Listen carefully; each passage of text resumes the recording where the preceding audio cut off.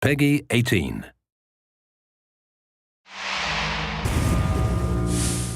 Hi everyone, my name's Alex Hutchinson, Creative Director on Far Cry 4.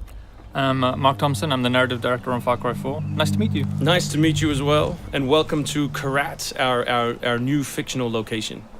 So in Far Cry 4, you step into the shoes of AJ Gale, who is returning to the country of his birth, initially just to scatter his mother's ashes before he gets caught up in what's essentially a civil war. Karat is a fictional place based somewhere in the Himalayas, inspired by places like Nepal and Bhutan, and a bunch of countries from that part of the world.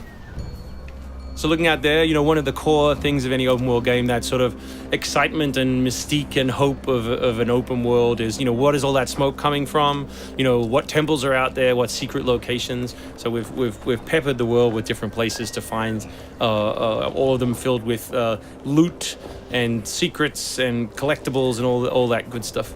And of course, the open world of Far Cry is densely populated with a variety of different animals, beasts. And also that's some kind of yak. I don't even know what that animal was. Yak, I believe. Is it a yak? With next-gen fur. Next-gen fur, that's true. Individually modeled hairs. So you see here with the eagle, you won't see it in this demo, but you can be attacked from above for the first time in a Far Cry game. So we've tried really to play with verticality, to have threats above and below you. And obviously you can still get involved in the ecosystem of the animals and hunt. And you can throw bait now. Yes, to attract animals. Yeah, and stuff like the eagle stealing the barrel of the goat. Like, it isn't scripted, that's just what happens at the intersection of those two different AI systems talking to each other. The goal being that every player tells themselves a different story, that they get different surprises, that they have a different story to tell their buddies when they come to work the next day or go back to school or whatever. So there are a bunch of new tools in Far Cry 4, one of which you'll see here is the grapple.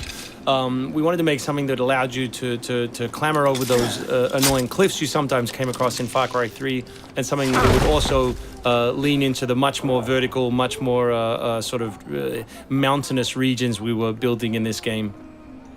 And that was a pretty simple example, but the level designers get pretty crafty with the setup. We have these areas we're calling adventure zones in the new game, which will take you to places like temples, which you can see from afar, and force you to use the grapple in sort of really interesting and different ways.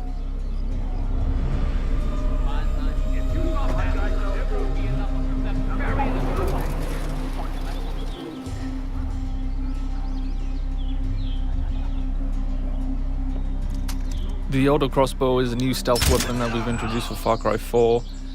It adds a little more versatility than the bow did in Far Cry 3.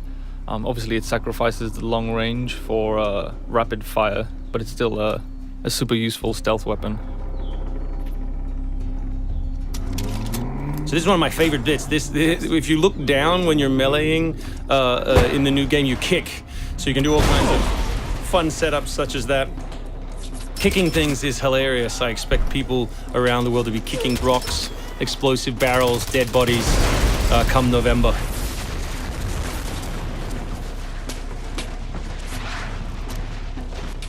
Our goal really was just to provide as many tools as possible, whether vehicles or animals or weapons or goofy stuff, and let people fit them together any way they want. Yeah, and we've snuck a few features in that fans of Far Cry 3 I think are going to be surprised by. Drive and shoot. Yes. So drive and shoot, obviously it's a bit frustrating to be chasing someone forever and have to sort of drive in front of them, pull over and wait for them to get out. So now in the vehicles you can drive and shoot with any one-handed weapon. And you can also do driving takedowns from any vehicle, which I really like. So this idea of leaping from your vehicle into another vehicle, do horrible things to them, boot them out the side, and then continue on your merry way. You can now deliver death without even leaving your seat. So wingsuit is still here, and it's really cool, as you see, and actually when the space became more vertical, it actually became more fun. The mountainous environment means that there's a lot more wingsuiting to be found. And hopefully you won't get it before the middle of the game. You will. Hopefully you will get it before the middle of the game. That's the current plan. But we are many months away from watching you guys abuse this online. Means that there's a lot more wingsuiting to be found. And hopefully you won't get it before the middle of the game. So here you'll get a look at elephants. Elephants are awesome, probably my favorite animal in the game. Weaponized in many different ways. You can drive them into a rage, watch them smash the other characters in the world, or you can clamber on top of one and drive it through the gate yourself. My favorite animal is the human animal. It's very Far Cry 2 of you, Mark. Oh, it's the shark of darkness. So co-op is a massive part of the new game. It's one of our big ways of opening up the open world and letting you play any way you want. So basically, when you ask your buddy to join, all the solo missions turn off, and you're left with all of the open world toy, the outposts, the fortresses, the towers, all the quests to play any way you want.